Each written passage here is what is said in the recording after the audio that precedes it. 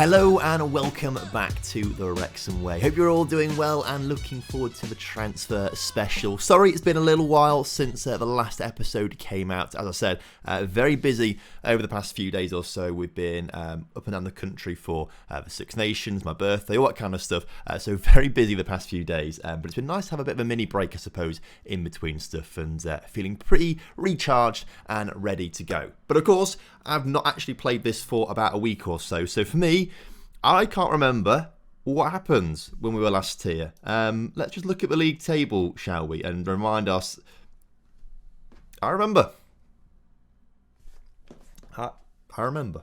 So the second season in a row missing out on European football on goal difference.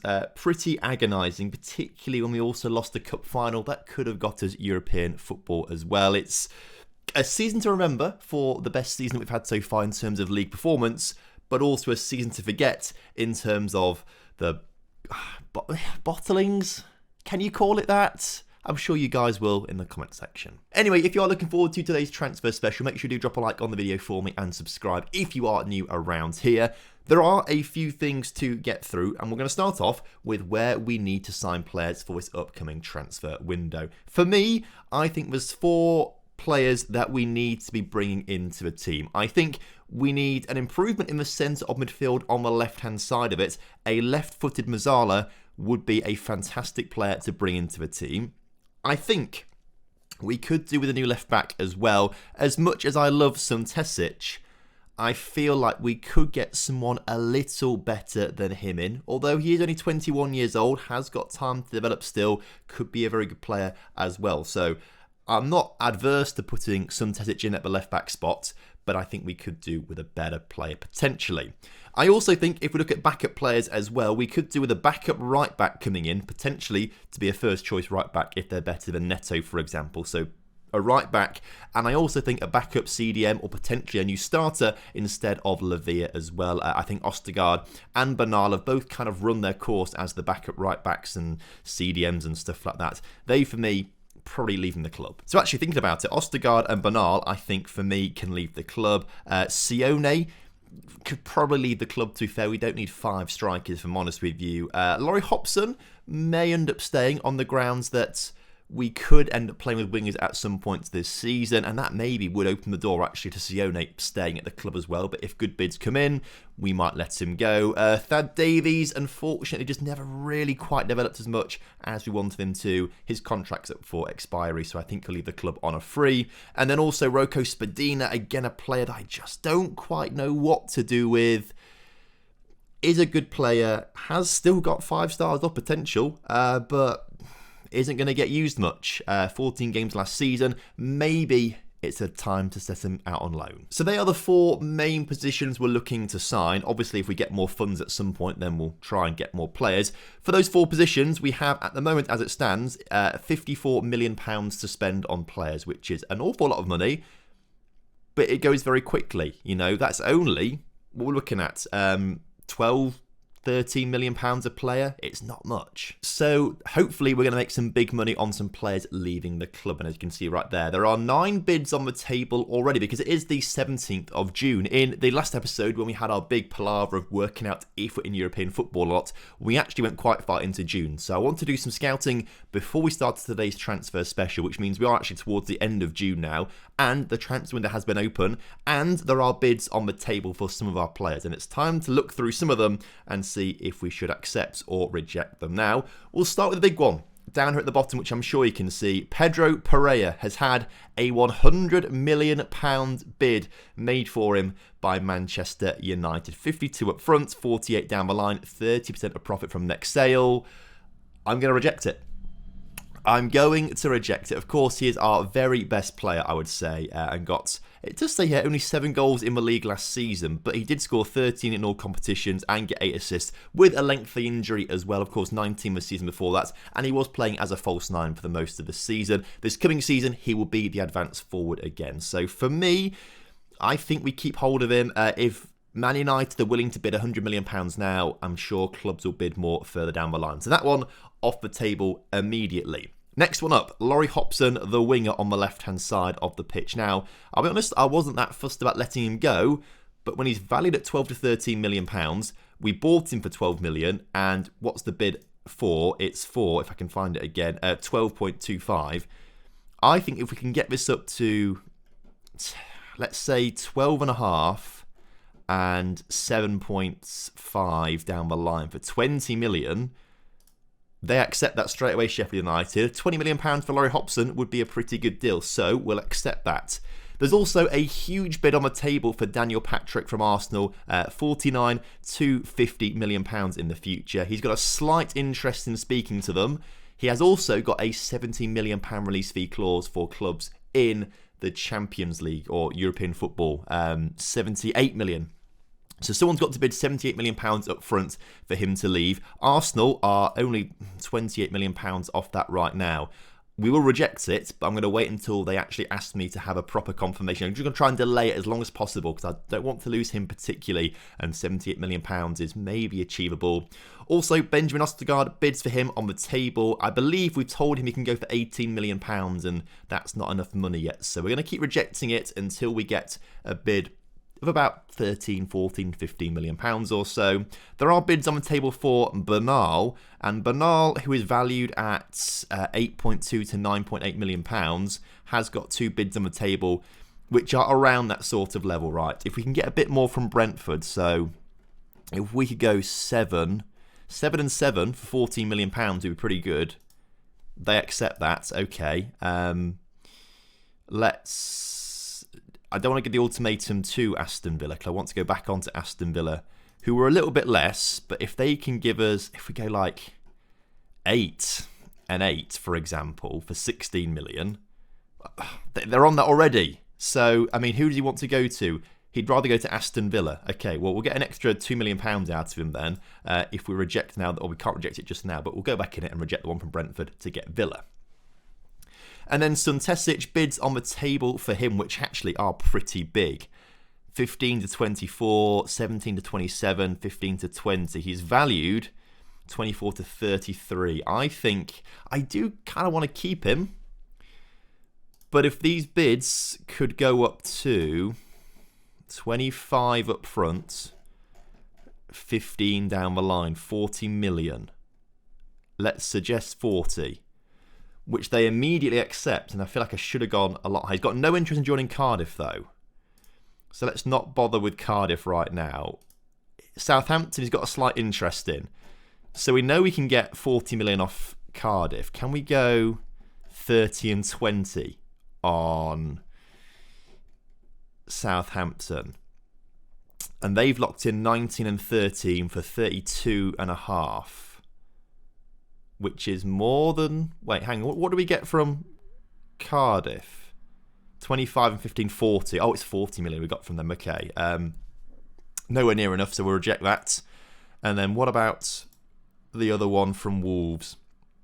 He has no interest in Wolves, so they need to match the £40 million value. If you can go 30 and 10 for, get a bit more up front, that would be quite handy.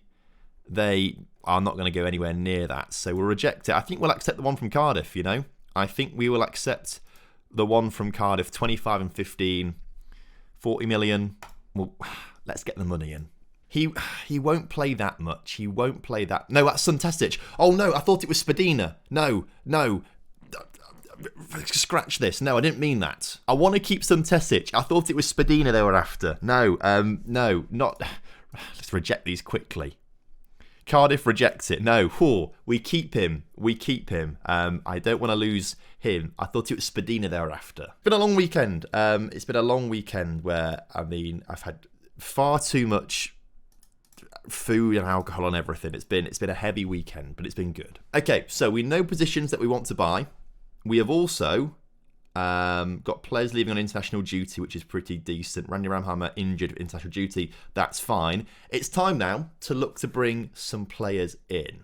And if we look at the shortlist, I've got some players on this shortlist. Now, I think we'll start off with the centre mids because I think I'm pretty keen on the centre mids. There's quite a few players from Tottenham that I'd like to bring into the club, but very expensive, as you can see here, 110 to 150,000 pounds a week. At the moment, we are spending at most 91,000 pounds a week on Mansell, Daniel Patrick on 80, Lavia on 71. So again, that's a big increase in the wage demands. Salvatore Esposito, though, is a CDM / centre mid who would be really handy to come into the team. I think he's probably more of the CDM sort of position that I'd like to bring him into. If we compare him, though, to Lavia, who is currently our best CDM, if we can find him down here somewhere, you can see that actually there's not a whole lot of difference. There's not a whole lot of difference in there, if I'm honest with you. I'd rather maybe hold on to Lavia instead, because it's not a huge improvement. If we compare him to Daniel Patrick in the centre of midfield, he's actually not as good as Daniel Patrick either. So as good as Esposito looks in his attributes here, he's not as good as the players that we currently have. And to spend that sort of money on him, I'm not too keen. So for me, I want to bring this guy in to be our centre midfield. Now, I'm going to have to work on saying his name because I cannot pronounce any of this as it stands right now, but we'll work on it. But he's currently got bids on the table for his release fee clause of £16.75 million from Leeds and Crystal Palace. We need to go in there and we need to try and get this one done. He can play as a Mazzala on attack, which is quite handy. Not the greatest Mazzala in the world, but very good value for money, fairly young as well. With a left foot, I think would be a great addition to the team. Now, in terms of the CDM spot then, obviously we spoke about Esposito being just as good as Lavia, but there's these two youngsters here who could be quite handy. Now, one's 22, Goran Jelic, currently playing in Partizan in Serbia, is a decent CDM, but more of the ball winner and a playmaker as opposed to just the standard CDM that we like to sort of play with, although can do that role pretty well. Remember, all we need right now is a backup to Lavia. It's not like we need someone to come in to be better, because I'm very, very happy with Lavia.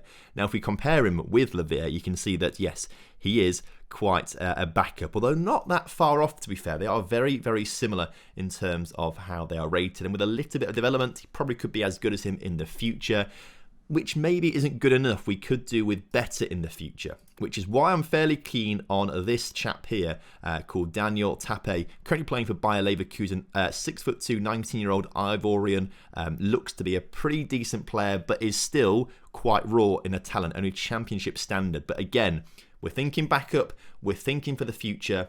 I'm thinking a fairly determined player with some decent determination, some good work rate, positioning, teamwork, someone who can mould into a decent player. And so when we compare him to Lavia, you can see that Lavia is a long way in front in terms of speed, vision, and attacking and technical abilities, but this guy's only 19 years old. He can develop, and I think will develop quite nicely. And so I'm not overly keen on replacing Lavia right now. For me, I think we could get this guy in for somewhere between 11 and 20 million pounds or so. And I think that's what I want to try and do. So if I go like 12.5, remove and exclude profit from next sale, suggest 25. That's his release fee clause. Okay, that's not quite what I was expecting. Is that what I want to do? I think so. I do think that guy will be a lot better in the future. I think he will be a great player. I like what I see. He's a future Yaya Toure. And then we're looking at left backs and we're looking at right backs. And we'll start off with the left backs. And to be honest, there's not a huge amount available to us right now. These two chaps are the ones that I'm currently looking at. Luke Thomas of Tottenham, who will be available fairly cheaply in terms of a transfer fee following their relegation, but wage demands are pretty big. Now, Luke Thomas does look pretty handy, to be fair, and if we compare him with Suntesic, not Spadina, you can see that Luke Thomas is probably the better player. I mean, whereas Suntesic has him on the speed, the physicality, and the mentals, defensively, attacking-wise, vision, technical ability, Luke Thomas is better, but he is 30 years old. Slightly cheaper, though, as a player, maybe not quite in terms of transfer fee, but cheaper in wages massively, is Rayan Aït-Nouri, who is very, very similar to Luke Thomas. And in fact, if we compare the two of them, you can see just how similar they really are. But actually, I'd maybe be relying on Rayan Aït-Nouri to be the slightly better of the players. So, to bring him in for a couple of seasons, I think we could probably get a deal done for 12.5. Let's go 10 million now, shall we? And then add an instalment over 2 years of another 10 million. So 20 million pounds total. Let's see if they like that. They want a bit more. 13 and 19 for 33 total. That's a bit more than I was expecting, if I'm honest with you. 12 and 12. Let's try 12 and 12. And then they want more money. Let's go 13 and 13, shall we? Remove these for 26. They accept that. Okay, good. And then when it comes to right backs, we have two, again, very different options. We've got a guy at Crystal Palace who's played very well this past season for Crystal Palace. Bids on the table from Wolves for him. Looks very good down the right-hand side. And remember, I'm very happy with Neto. It's more of a backup player that we might need on that right-hand side. So if we compare him with Neto, which is up here somewhere, there we go, right, the second one. You compare the two of them, and you can see that actually they are so similar. Defensively, Neto's the better player. Overall, maybe Erguan is the better player. It's a difficult one to know. But given that they're so similar, why would we bring in a similar player who's 24 years old who's not going to develop that much? The other option is this young Ukrainian chap from Zorya right now who is not there at the moment, particularly on the technical abilities. However, he could be there. But are we putting too much faith in the youngster? And should we be looking to go big on the other guy? I'll be honest, I see the 5-star potential, and that's what gets me. I'm seeing perfectionist personality. That's what I really like as well. I'm seeing untapped potential here. And whilst we have Neto as our first choice, we have got, of course, Luis Felipe and Saliba who can slot into that spot as well if needs be. I am more inclined to spend the £17.75 million release fee clause on this guy. So 4 bids have been made there on players. 4 bids have been made, and I'm pretty happy with all of them. I can already hear you saying, Tom, we need better players than this, and I agree we do need better players than this, but right now, those better players are not interested in us because we're not playing European football, because we bottled it. But these players will represent better quality in the first team and better quality in the backups, I'm sure. And in future potentiality as well. Like, I'm really happy with the potential of the young players. So we have to start talking contracts, and we'll start off with the centre midfielder, the Turkish guy from Besiktas that I cannot pronounce. Now, he's going to want a big contract, and we're going to have to give it to him, given that he is also negotiating and talking to other teams. So regular starter's fine.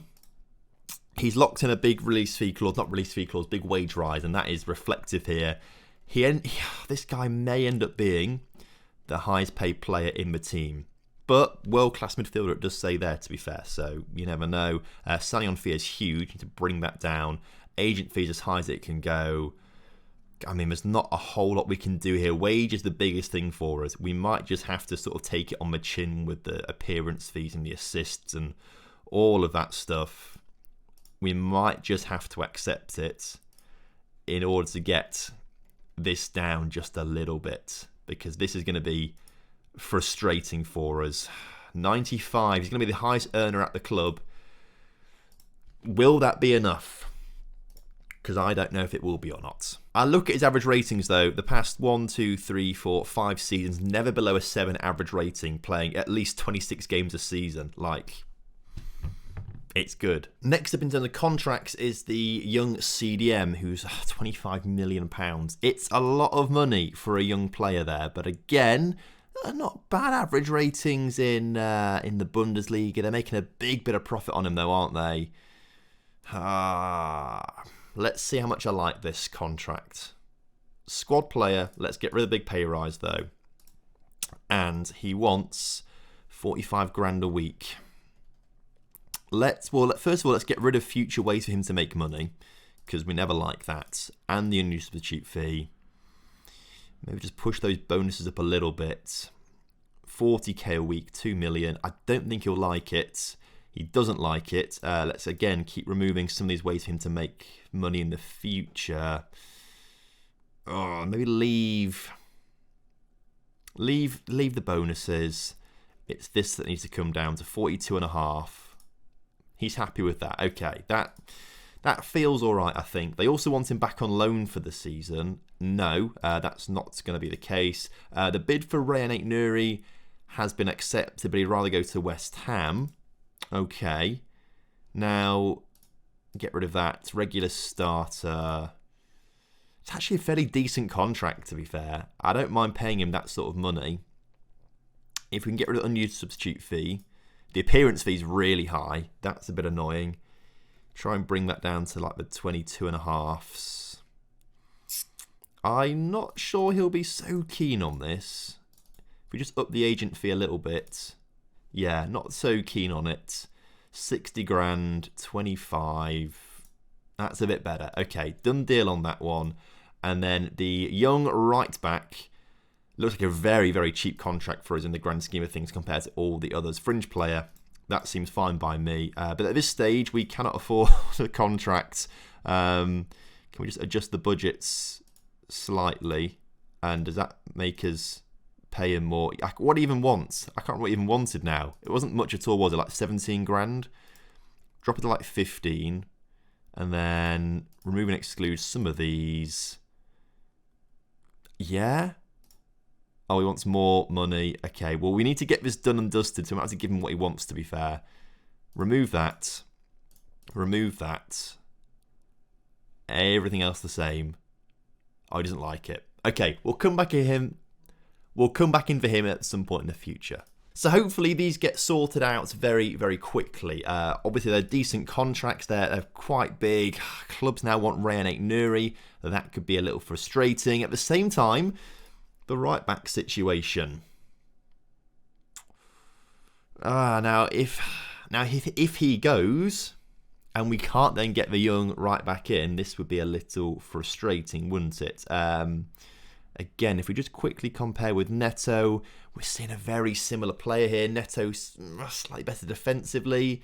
Maybe, we end up looking for a right back instead who's potentially better. In terms of potential ability, the guy from Ukraine is the best. In terms of current ability, they're not all showing up, to be fair, which is a bit weird. This suggests we have no one scouted out. What are we? Oh, left foot. And that makes sense because there are obviously no right backs with left feet. Okay, so this guy was also one of them, obviously quite high up there. Quite expensive was Kerr Smith. Now, I had him scouted out. He's more of a centre-back than anything else, if I'm honest with you. I would rather be bringing in a younger player, but who's this Lagos guy who can play at right back? The tackling's a bit low, the passing's a bit low. A leading championship player says it all, really. Yeah, we just don't really have a whole lot of right backs scouted out. And I'll be honest, there's not a whole lot of quality at right back who wants to join us, is part of it. Now, Wrench would be quite good to bring in, actually. I know he's a pretty decent player. Let's get some scout reports done on these guys right now. But I know that Wrench, wanted by Brighton and West Ham, is a good player. Now, it does say left back there, but I know he can play right back too. But tackling, marking, passing not actually that high. Pace not that high, but at £17.5 million, it's not that bad, is it? I don't think we're going to have any sort of comparisons because we don't know. We know enough about him, but enough to say actually he's not as good as Neto. I mean, we've done really well with the players that we've got. Like the players that we have are some of the best that are available to us. We're not going to get much better right now without European football. Also, bids for Mantle being made, which are nowhere near the £39.5 million that I think we said he could leave for, so we will reject them. Did we say he could leave for that? If I look at there's loads of players that we said could leave for certain money. And actually, it's only Mantle for 39 and a bit million. Okay, that's fair enough. Thought there were more. Maybe there are, maybe there aren't, I don't know. But Laurie Hopson is set to lead the club for £20 million to Sheffield United, which is a big sum of money. It's going to help us out massively. I can't remember if that was some up front and some not in the... I can't remember, if I'm honest with you, but it's 20 million. A profit on him is decent. It really does say we're not going to go back to wingers, I think. Here we go. Those bids for Bernal are getting up there. £15 million for him now, as he's valued at 16 million. I think we do let him go. Useful squad player, but probably only really, it says decent Premier League. He's not played much for us. I mean, 22 appearances, 20, mostly as subs, I think. I think it is right to let him go. Now, how much did we pay for Bernal at the time? 4.1. So if we can get, I don't know, 15... Let's go balls to the wall here. Let's go 17.5 and then 7.5 for 25 million. Can we suggest that? And they accept it straight away. Okay, that seems reasonable.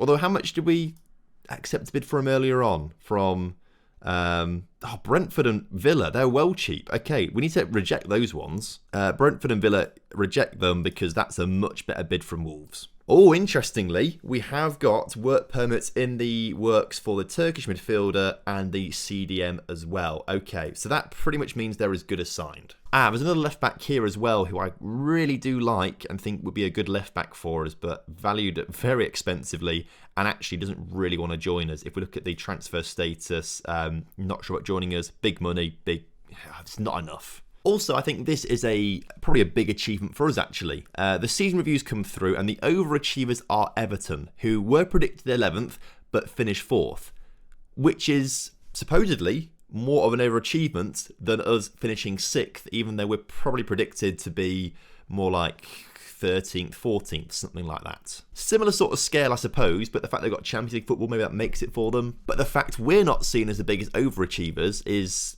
pretty impressive, I think. But now that we are looking forward to next season, currently our season preview puts us actually in 11th place, which is not too bad going, to be fair, better than I thought. And hopefully the additions that we make will put us further up.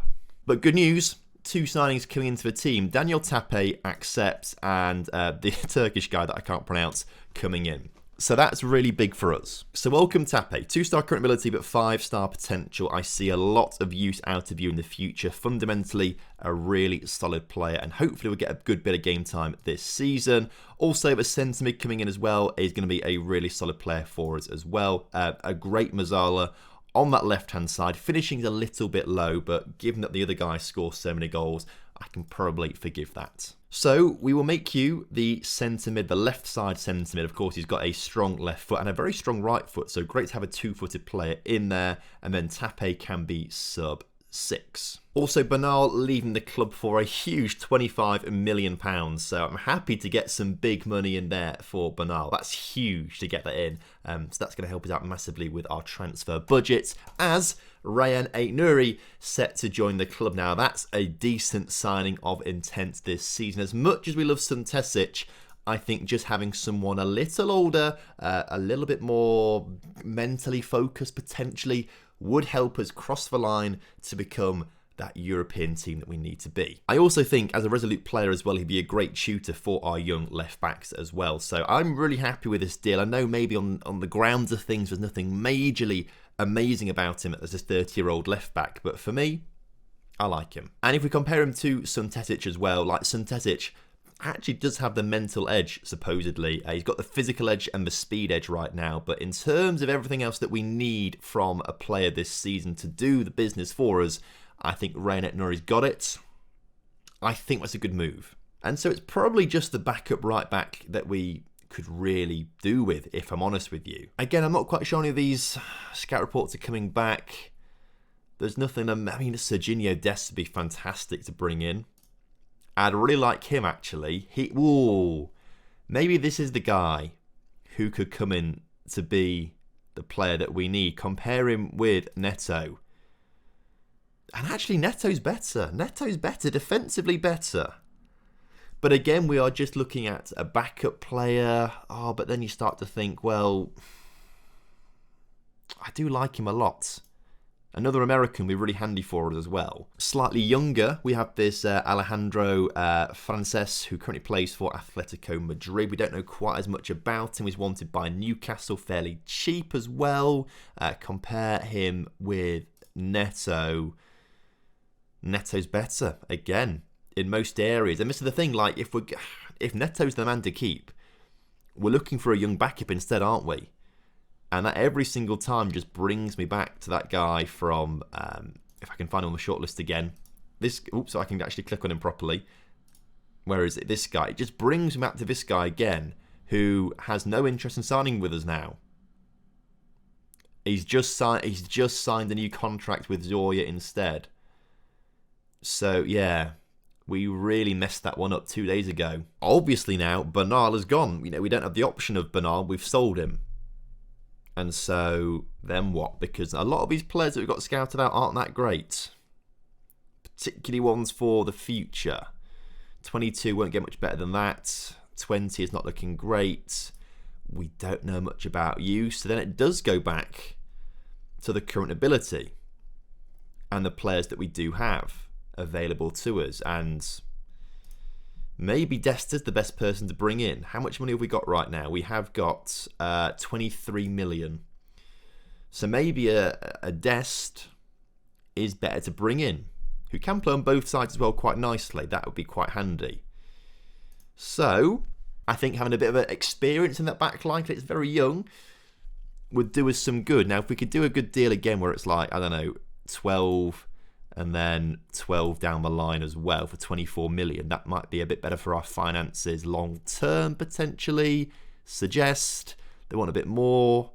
Can we go 13 and 13, very much like we did with Ray and Nuri for 26 million? We can't, they want more money. How about 14 and 14 for 28, which is towards the top end of what they're wanting, to be fair. After 50 league appearances, 5 million, if we can get that down to 2 million. Okay. It's a lot of money, but we don't really have the young players scouted out. He is technically, did we say technically better already? I say already. He is better, isn't he, than Neto? Or did we say Neto was better? We said they're very similar. They're as good as each other in different... They offer something slightly different, don't they? They offer something slightly different. He'd rather go to West Ham right now, and he's got lots of preferences. Right back as full back is fine. Regular starter's probably better for us. We'll get rid of the defenders, add the top half promise in there. He's happy with that. We need to bring this down to 60 grand a week. Appearance fee down to 15. Unused sub get rid of.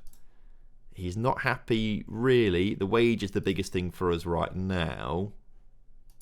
And 67 is what it's going to have to be. Okay. This goes against most of my transfer policy. We've brought some older players in this transfer window, which arguably is something that may be lacking in this team. Maybe that's the reason that we have, just fallen apart in games sometimes, because of a lack of experience. Yeah, if we sort it by age, obviously Mantle's quite old. We've got Saliba, who's quite old. But we've brought in Nuri, who's the older sort of player, a 25-year-old there, obviously a 19-year-old as well, right down here, the youngest in the team. We've got Batsman around too, who's quite old. So actually we are getting a bit more experience in this team. And of course, if Dest comes in, that's then, a few older players coming in. It's difficult because we're not in European football. When we get to European football, and when we... Oh dear me, there's clubs wanting Daniel Patrick. Hope that's not going to happen at some point. That'll be difficult. The point I'm going to make, right, is when we get to European football and our reputation increases because of that, that's when it's going to unlock the next level of player that we need. So this transfer window to me does feel a little bit lacklustre because we are there. We are a club capable of European football with the players that we've got. Arguably Champions League, because we were right there at the end of the season, weren't we? Right there. And obviously we bottled it massively. But until we actually get into it and get the big boost in reputation that we get with an increase, it's always going to be tricky. Always going to be tricky. Oh, and maybe it's a good idea that we do sign Dest, who is as good as Neto, because huge bid on the table for Neto from Brentford, 38 to 54 million pounds. I'd rather not sell him because we've realised he's very, very good. We can't get much better than him right now. So I think we reject it. He's also not interested in Brentford at all, so we will reject it. And also the work permit for Dest has come through, so he is into the club right now. And for me, the final piece of this transfer window's jigsaw, he is a very good player who improves our back line and is better than the players that we had in their last season as backups. So for me, it's an improvement. And so now he is slotted into that sub 2 spot down here as well. You can see that for me, the team is looking really solid. We have made some really solid improvements in my opinion. And I think we've got a team capable of getting European football. Now, if we sort it by position, you can see we've got some decent star ratings in the team.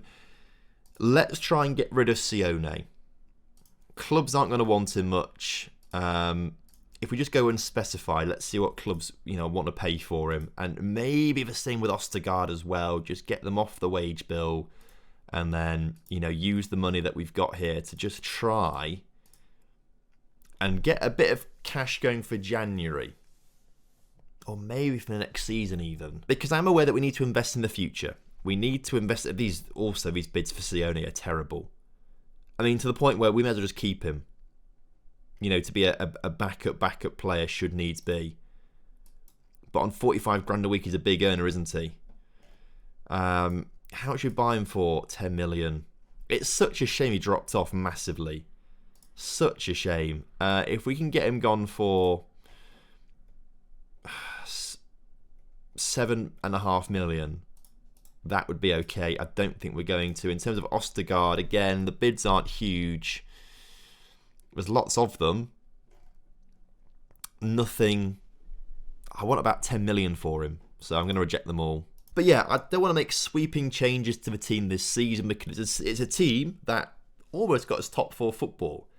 All we need to do is just add a little bit of extra quality to the team, and I think we should be there for European football. I think we've just been unlucky, if I'm honest with you, and we're not going to get great bids, are we? I think we'll just accept these ones from the Moscow clubs right now and, you know, get him gone. But other than that, I'm not planning on buying anyone else. Not planning on selling anyone else.